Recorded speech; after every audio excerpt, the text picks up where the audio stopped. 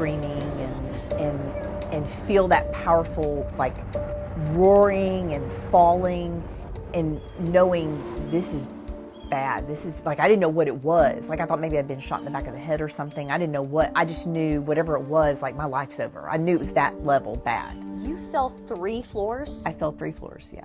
And I was still in my chair, upside down, buried in around about 10 feet of rubble.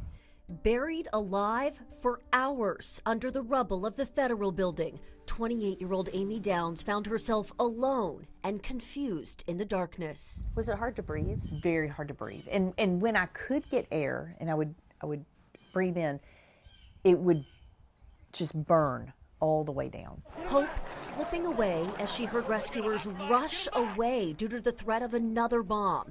Facing death, Downs began pleading with God for a do-over. She was 335 pounds, had flunked out of college, and was filled with regret.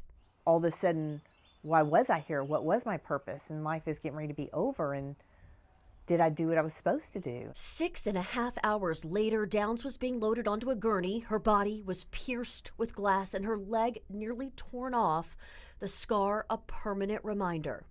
Physical injury or the mental load, which was worse? Mental by far. As Downs recovered, she learned 18 of her coworkers lost their lives in the bombing. Mourning her friends, she tells me decades later she still struggles with survivor's guilt. I could just start to cry right now like it was yesterday. 85 miles away and 30 years since that fateful day, I've got my first vegetable garden over here. I'm so excited. her journey of survival continues to unfold. Downs recently retired early from the credit union and built a home near the mountains in Medicine Park, planting 700 daffodils in the garden. In her new front yard, her very own sapling from the American elm at the bombing site that was left in shreds but somehow survived the blast. This is a survivor tree.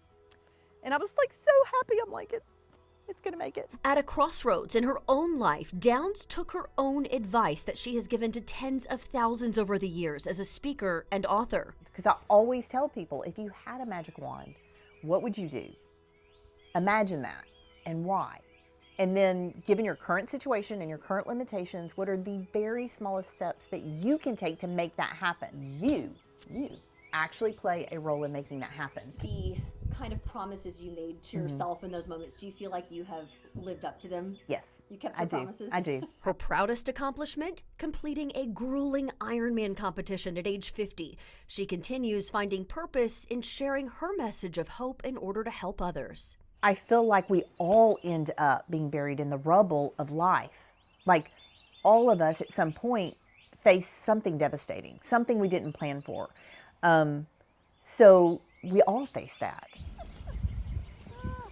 Now 58, you might find Downs on the side of the road with her husband picking up litter, that sense of purpose coming from even the smallest acts.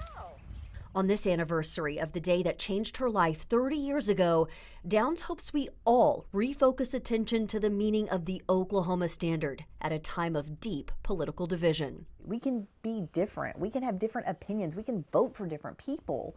That's okay. But let's remember we're humans. And you and I are actually more alike than we are different. It's a moment 8 days after the bombing that still stays with Downs. She just learned her best friend's body had been recovered from the wreckage. Oklahomans were driving around with their headlights on for days, and she caught a glimpse from her hospital room. That was such a powerful symbol of love and hope. In the Oklahoma Standard, I felt it in my soul. And that has carried me so many times. A message we'll never forget that has never wavered.